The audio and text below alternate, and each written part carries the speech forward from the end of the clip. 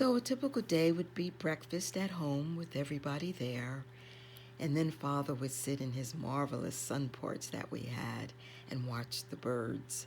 And men would come in and talk, and I'm sure a lot of business was transacted in that sun porch.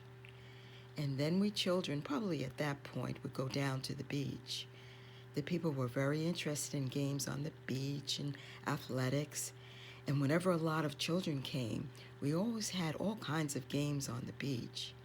And I remember that the waiters used to be the ones that would be cheering us along.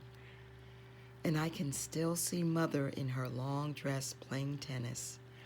That was really our family game. And golf. Father was quite a good golfer, and I played golf a lot as a young person. Mr. and Mrs. Rockefeller loved children.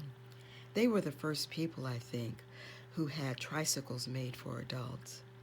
And they would invite us to tricycle over and go to lunch with them occasionally. We would come up from the beach and go over to lunch, and then the horses would be ordered, and we'd take a drive. We always drove with Mother and Father every afternoon. We just did that and expected to do it. And then Mother always had tea in the afternoon. The table was set in the middle of our big living room, and people would come in and have tea. And then Mrs. Morgan, when we were little, she would ask my sister and me if we'd like to come over and have tea with her. And she would say, "Now be sure to bring your dolls because I have tea for them." And then, of course, always dressed for dinner, always. The men always wore tuxedos, and the women always wore long dresses. And we always had to get dressed up.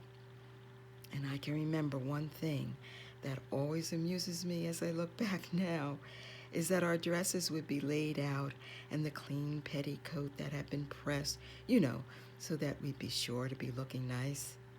There was very little after dinner.